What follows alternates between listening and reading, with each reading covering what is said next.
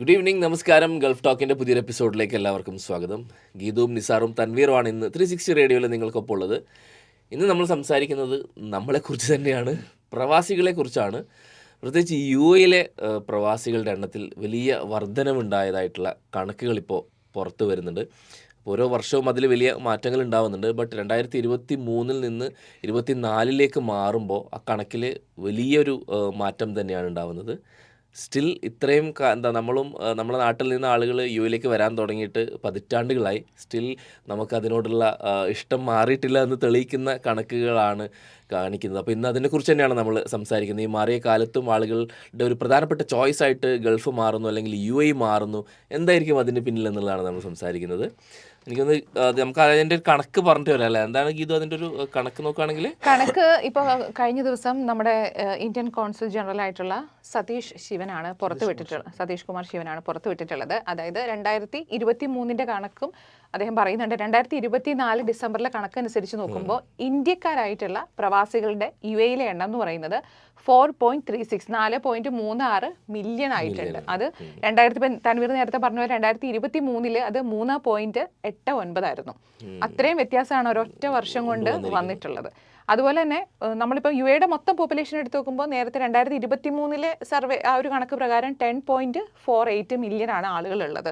അപ്പോൾ ഇപ്പോൾ ഇന്ത്യയിൽ ജനത എന്ന് പറയുന്നത് 4.36 ആയിട്ടുണ്ട്. അപ്പോൾ അതായത് ഇപ്പോൾ എന്തായാലും മൊത്തം പോപ്പുലേഷൻ UAE കൂടിയിട്ടുണ്ടെങ്കിലും 1/3 കൂടുതൽ എന്ന് വേണമെങ്കിൽ നമുക്ക് പറയാൻ പറ്റും. അത്രത്തോളം ഇന്ത്യക്കാരുണ്ട് എന്നുള്ളതാണ്. ഇതിൽ വലിയ ശതമാനം മലയാളികളാണ്. ടോട്ടൽ പോപ്പുലേഷനിൽ വരുന്നുണ്ട്. അപ്പോൾ നമ്മൾ അത്രയും വരുന്നുണ്ട്. അതിൽ മലയാളികൾ എനിക്ക് തോന്നുന്നു പിന്നെ ഒരു 15 ലക്ഷത്തിൻ്റെ അടുത്ത് മലയാളികൾ ഉണ്ടാവാനുള്ള സാധ്യതയുണ്ട്.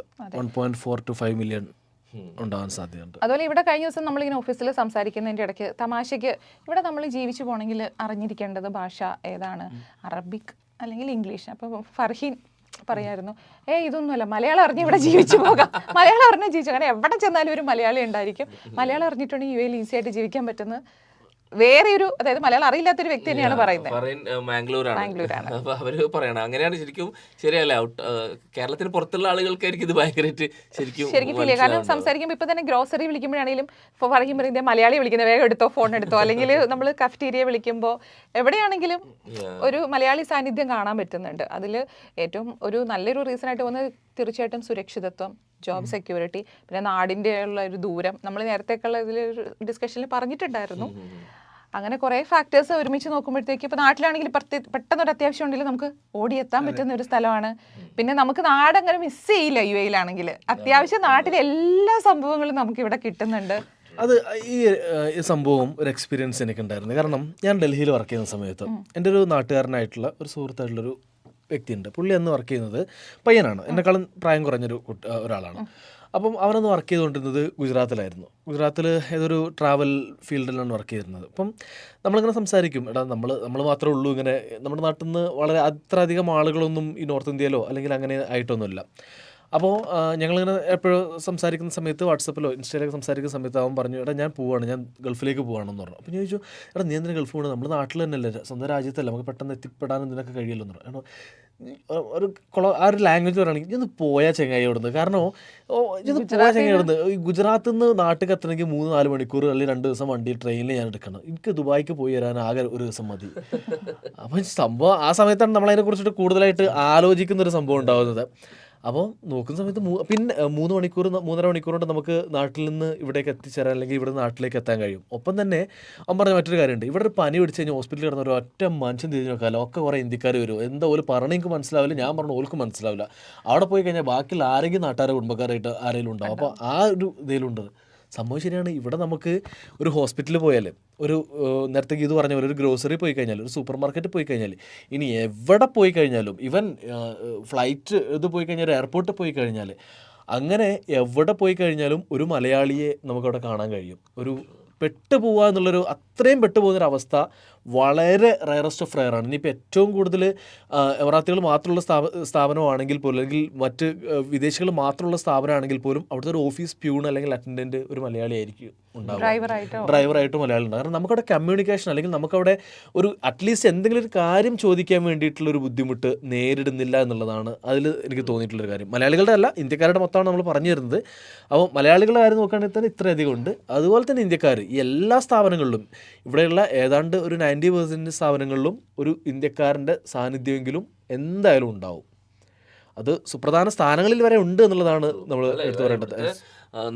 നമ്മളറിയാത്ത കുറേ പേരുണ്ട്, നമ്മൾ സെലിബ്രേറ്റ് ചെയ്യപ്പെടുന്ന കുറേ മുതലാളിമാരും എന്നുള്ളത് അതിനകത്ത് മാറ്റി വയ്ക്കാൽ ഈ ഒരു ഉദ്യോഗസ്ഥരെന്നുള്ള നിലക്ക് അല്ലെങ്കിൽ ഇങ്ങനെ വർക്ക് ചെയ്യുന്ന ആളുകൾ, ഇപ്പോൾ CEO പോലുള്ള പോസ്റ്റുകളിൽ, ജനറൽ മാനേജറായിട്ടുള്ള അല്ലെങ്കിൽ അത്തരത്തിലുള്ള പോസ്റ്റുകളിലൊക്കെ നമുക്കറിയാത്ത പല ബ്രാൻഡുകളുടെ പേര് പറഞ്ഞത് ഞാനൊക്കെ വളരെ ഏറെ പിന്നെയാണ് തിരിച്ചറിഞ്ഞത് ഇതിൻ്റെയൊക്കെ MD മലയാളിയാണോ.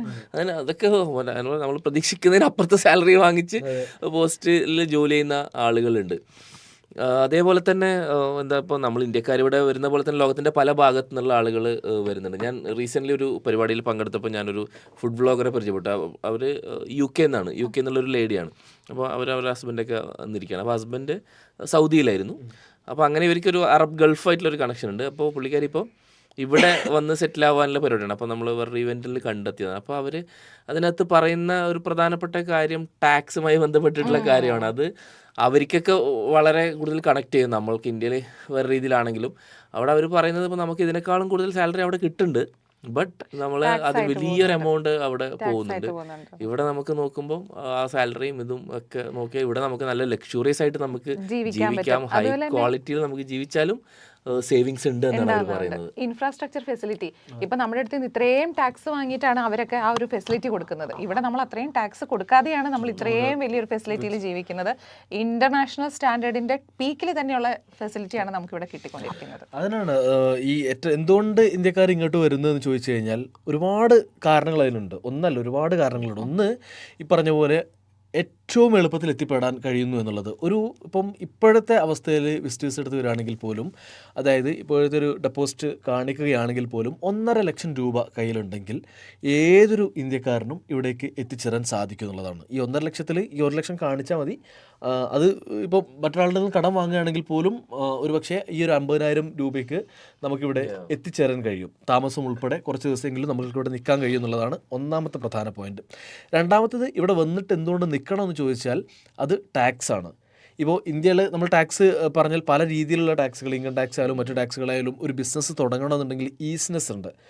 ഡൂയിങ് ഓഫ് ബിസിനസ്സിൻ്റെ ഈസിനെസ് സംഭവങ്ങളുണ്ട്. അപ്പോൾ ഒരു നാട്ടിലിപ്പോൾ എന്ത് വ്യവസായം എന്ത് തുടങ്ങുകയാണെങ്കിലും നമ്മൾ ഏറ്റവും ചുരുങ്ങിയതൊരു 4-5 ഓഫീസുകളിലേക്ക് കയറി ഇറങ്ങേണ്ടി വരും, ഏറ്റവും ചുരുങ്ങിയത്. പക്ഷേ ഇവിടെ ഒരു സെൻറ്ററിൽ കയറി ഇറങ്ങിക്കഴിഞ്ഞാൽ തന്നെ നമുക്ക് കംപ്ലീറ്റ് ബിസിനസ് സെറ്റപ്പ് ഒരു 5 മിനിറ്റ് കൊണ്ട് ആവാൻ കഴിയുമെന്നൊക്കെയാണ് പറയുന്നത് അവകാശവാദം. എങ്കിൽ പോലും 1 മണിക്കൂർ കൊണ്ട് അല്ലെങ്കിൽ ഒരു ദിവസം കൊണ്ട് നമുക്ക് എമിറേറ്റ്സ് ഐഡി ഉൾപ്പെടെയുള്ള വിസ നടപടികളൊക്കെ പൂർത്തീകരിച്ചുകൊണ്ട് നമ്മുടെ കയ്യിൽ ഈ സംഭവം കിട്ടും. പിന്നെ മറ്റൊന്ന്, ഇൻ്റർനാഷണൽ മാർക്കറ്റിലേക്ക് നമുക്ക് കിട്ടുന്നൊരു ഈസി ആക്സസ് ആണ്. നമ്മളിപ്പം നാട്ടിൽ നിന്ന് എന്തൊക്കെ ബിസിനസ് ചെയ്താലും എങ്ങനെയൊക്കെ ചെയ്തു കഴിഞ്ഞാലും അതൊരു ഇന്ത്യൻ പ്രൊഡക്റ്റ് ആയിട്ടാണ് മാറുന്നത്.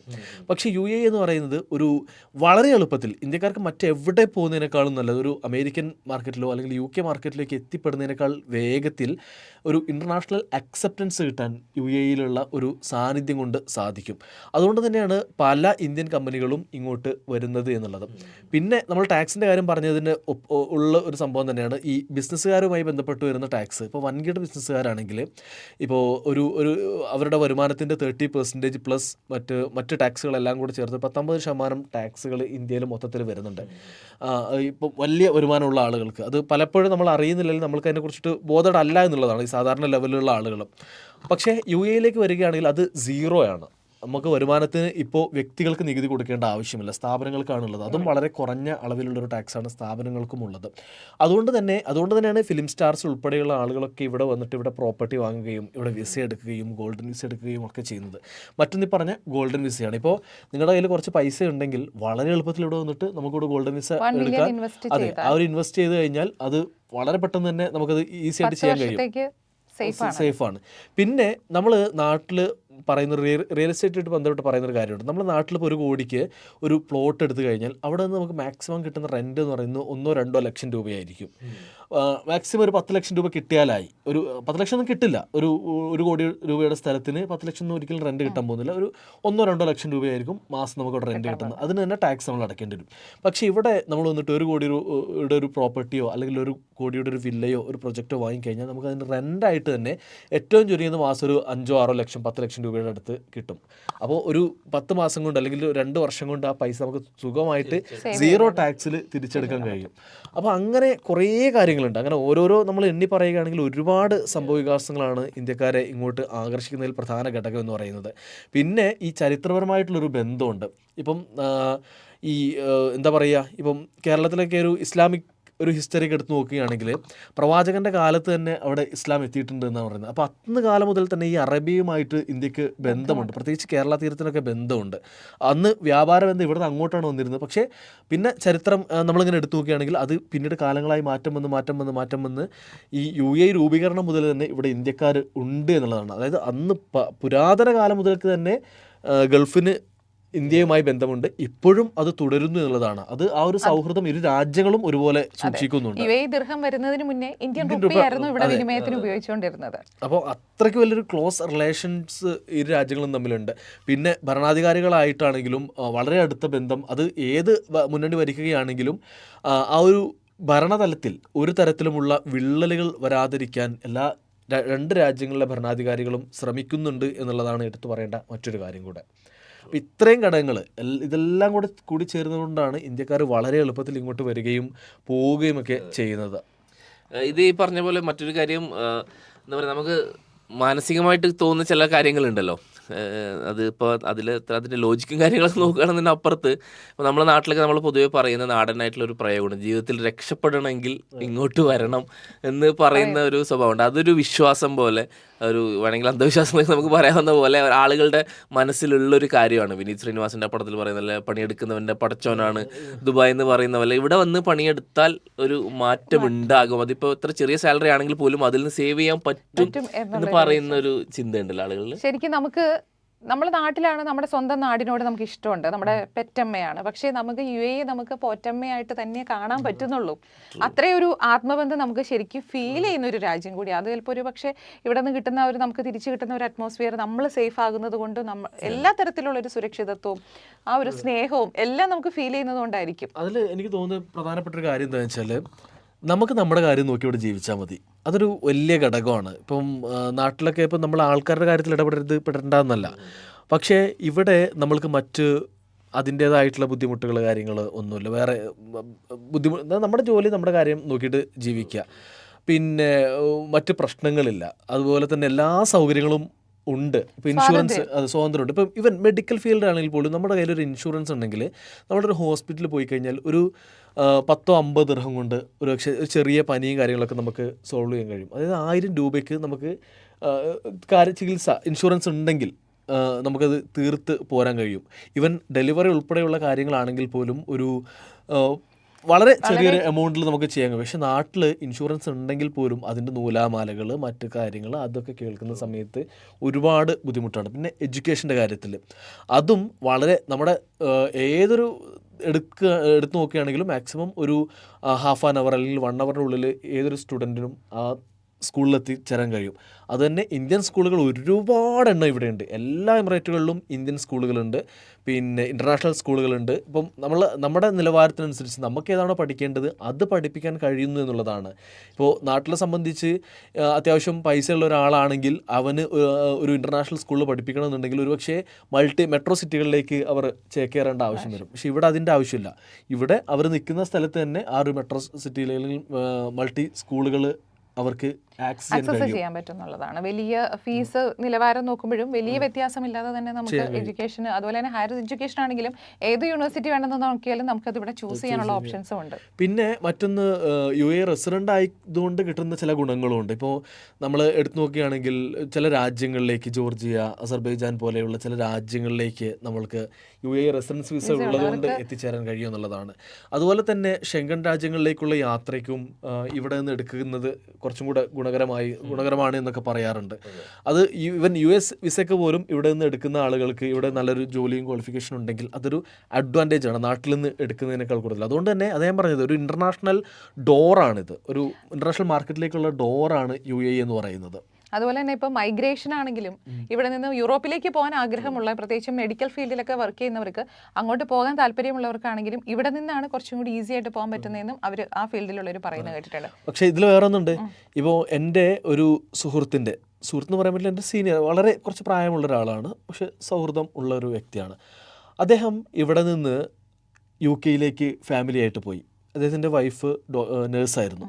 അങ്ങനെ യു കെയിൽ ജോലി കിട്ടി, നഴ്സിംഗ് ജോലി കിട്ടി പോയി. അപ്പം അവർ അന്ന് പോയ സമയത്ത് പറഞ്ഞത് ലൈഫിൽ ഒരു വലിയ മാറ്റങ്ങൾ ഉണ്ടാകാനുള്ള സാധ്യതയുണ്ട്, പിന്നെ ആ ഒരു ലൈഫ് കുറച്ചുകൂടി സെറ്റിലാവും അങ്ങനെയൊക്കെ പറഞ്ഞിട്ടാണ് പോയിരുന്നത്. പക്ഷേ ഒരു വർഷത്തിന് മുൻപ് അവർ തിരിച്ചു വന്നു. അവർ പറയുന്നത് ഇവിടെ കിട്ടുന്ന ആ ഒരു സ്വാതന്ത്ര്യം കിട്ടുന്നില്ല, ഇവിടെ കിട്ടുന്ന ആ ഒരു ഫ്രീഡം കിട്ടുന്നില്ല, ഇവിടെ കിട്ടുന്ന ആ ഒരു ലൈഫ് എൻജോയ്മെൻറ്റ് അവർക്ക് കിട്ടുന്നില്ല. അവർ അവിടെ അവരുടെ ഒരു ലോകമായിട്ട് മാറി അങ്ങനെ നിൽക്കുന്നൊരു അവസ്ഥയാണുള്ളത്. കുറച്ച് പൈസയുണ്ട്, പക്ഷേ ആ പൈസയ്ക്ക് അപ്പുറം ജീവിതത്തിൽ കിട്ടേണ്ട കുറേ കാര്യങ്ങളുണ്ടല്ലോ, അതൊന്നും കിട്ടുന്നില്ല എന്നുള്ളതാണ് അവർ പറയുന്നത്. പലരുടെയും എക്സ്പീരിയൻസ് അങ്ങനെ തന്നെയാണ്. ഇവിടുന്ന് പോയിട്ടുള്ള പല ഫ്രണ്ട്സും ഈ യൂറോപ്പിലേക്കും മറ്റു രാജ്യങ്ങളിലേക്കൊക്കെ പോയിട്ടുള്ളവർ പറയുന്നതെന്ന് വെച്ചാൽ അവിടെ എപ്പോഴും അവരൊരു ഔട്ട്സൈഡറായിട്ട് അവർക്ക് ഫീൽ ചെയ്യുന്നു. പക്ഷെ നമുക്ക് ഇവിടെയെന്ന് വെച്ചാൽ നമ്മളൊരു ഇൻസൈഡറായിട്ടേ നമുക്ക് ഫീൽ ചെയ്യാറുള്ളൂ. അവിടെ നിൽക്കുമ്പം അവിടെ ആ ഒരു കൾച്ചർ ആ ഒരു രീതിയിൽ അങ്ങ് പോകുന്നു. പക്ഷേ ഇവിടെ നമുക്ക് എല്ലാ കൾച്ചറുമായിട്ട് നമ്മൾ മിങ്കിൾ ചെയ്ത് പോകുന്നു. നമുക്ക് ഭാഷ ഒരു പ്രശ്നമല്ല, ദേശം ഒരു പ്രശ്നമല്ല, എല്ലാവരും ഒരു ഒറ്റക്കെട്ട് ഒരു കാര്യം വരുമ്പോഴത്തേക്കും ഒരു ഒത്തൊരുമ നമുക്ക് ഫീൽ ചെയ്യുന്നുണ്ട്, ഒരു വേർതിരിവ് ഫീൽ ചെയ്യുന്നില്ല. അങ്ങനെയൊക്കെയുള്ള കാര്യങ്ങളുണ്ട്. ഇത് മാത്രമല്ല, ഇതിൻ്റെ കൂടെ പറയാനുള്ളത് ഈ വർഷം UAE പ്രതീക്ഷിക്കുന്നത് 7100-ലധികം സമ്പന്നരെയാണ്. പലരും പല വിദേശ രാജ്യങ്ങളിലുള്ളവരും അവിടെ സെറ്റിലായിരിക്കുന്നവരും ഈ ടാക്സ്, നമ്മൾ നേരത്തെ പറഞ്ഞ ടാക്സ് പോലുള്ള അവരുടെ ചെലവുകൾ കൂടി വരുന്നത് കൊണ്ട് UAE പറിച്ചു നടാൻ വേണ്ടി തയ്യാറെടുത്ത് നിൽക്കുന്നവരാണ്. ഈ വർഷം 2025 അവസാനത്തോടു കൂടി 7000-ലധികം ആളുകളെയാണ് UAE അത്തരത്തിൽ പ്രതീക്ഷിക്കുന്നത്. സമ്പന്നർ എന്ന് പറയുമ്പോൾ നമ്മൾ വിചാരിക്കും ആരാണ് എന്നുള്ളത്, ബില്യണേഴ്സ് ആണ് അതെ, അതിസമ്പന്നരാണ്. അത് അപ്പോൾ 7000 എന്നുള്ളത് വലിയ സംഖ്യയാണ്. കാരണം സമ്പന്നതയ്ക്ക് ഒരു കണക്കുണ്ടല്ലോ.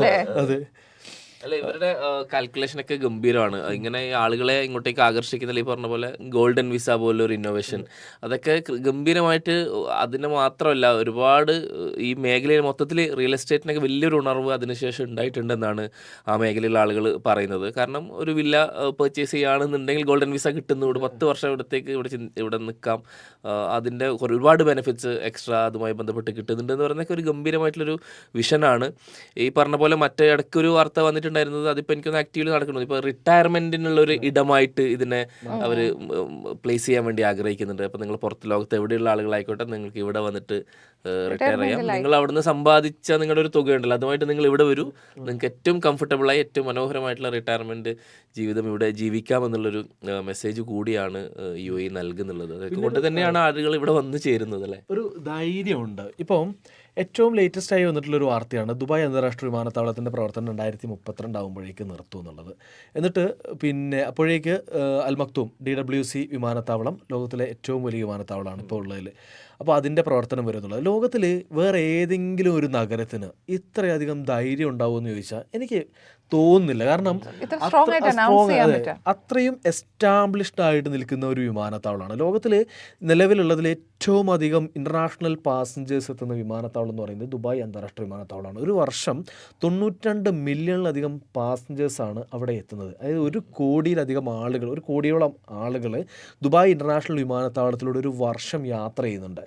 ആ വിമാനത്താവളം കംപ്ലീറ്റ് ആയിട്ടങ്ങ് ഒരു 5-6 വർഷം കൊണ്ട് നിർത്തിയിട്ട് മറ്റൊരിടത്തേക്ക്, അതും കുറച്ചധികം കിലോമീറ്റർ അപ്പുറത്തേക്ക് മാറ്റുക എന്ന് പറയുന്നത് അതൊരു ചില്ലറ ധൈര്യമൊന്നും പോരാ അതിന്. കാരണം അതൊരു കോൺഫിഡൻസ് ആണ്, അതൊരു ആത്മവിശ്വാസമാണ്. ഞങ്ങൾ ഇത്രയധികം സൗകര്യങ്ങൾ കൊടുത്തു കഴിഞ്ഞാൽ ആളുകൾ ഇവിടേക്ക് എത്തും, അല്ലെങ്കിൽ അത് വീണ്ടും അതേപോലെ കൊണ്ടുവരാൻ കഴിയുമെന്നുള്ളൊരു കോൺഫിഡൻസ് ലെവൽ വളരെ വലുതാണ്. കാരണം അത്രയധികം ഇൻവെസ്റ്റ് ചെയ്യുക എന്നുള്ളതാണ് ഏറ്റവും വലിയൊരു കാര്യം. ലോകത്തിലെ ഏറ്റവും വലിയ വിമാനത്താവളം AI സാങ്കേതികവിദ്യ ഉൾപ്പെടെയുള്ള ഇനി അടുത്തൊരു 10-9 വർഷത്തേക്ക് എങ്ങനെ ആയിരിക്കുമെന്ന് കാണുന്ന തരത്തിലുള്ളൊരു വിമാനത്താവളമാണ് വരുന്നത്. അപ്പോൾ അത്ര വലിയൊരു വിമാനത്താവളം കൊണ്ടുവരിക എന്ന് പറയുന്നത് ഏറ്റവും വലിയൊരു ധൈര്യമാണ്. അതിൻ്റെ പുറമെ ഇപ്പോഴുള്ള ഏറ്റവും ജനസഞ്ചാരമുള്ള വിമാനത്താവളം മാറ്റിയെടുക്കുക എന്ന് പറയുന്നത് അതിനേക്കാൾ വലിയൊരു ധൈര്യമാണ്.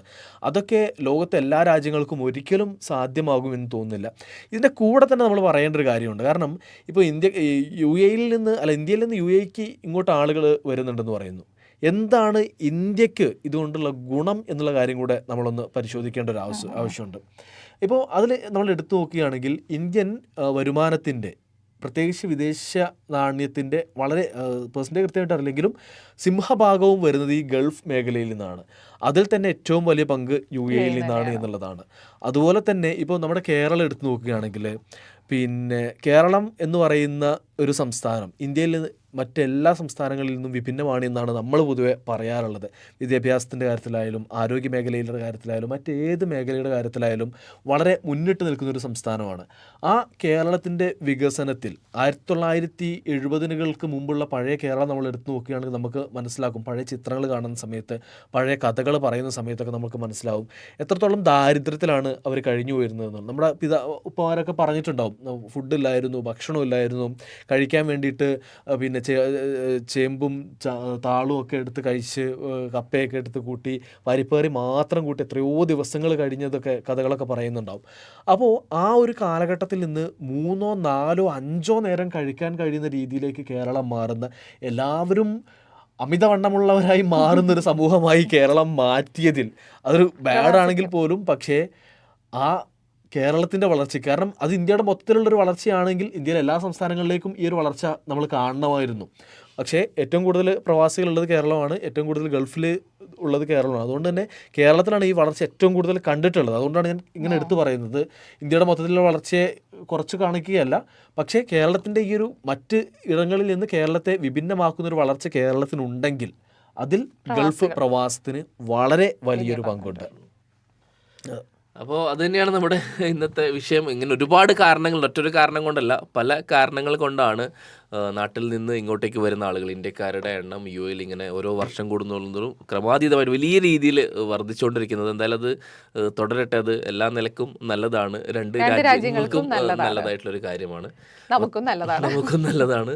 എന്തായാലും താങ്ക് യു സോ മച്ച്. മറ്റൊരു വിഷയമായിട്ട് നമുക്ക് തിങ്കളാഴ്ച വീണ്ടും കാണാം, കേൾക്കാം.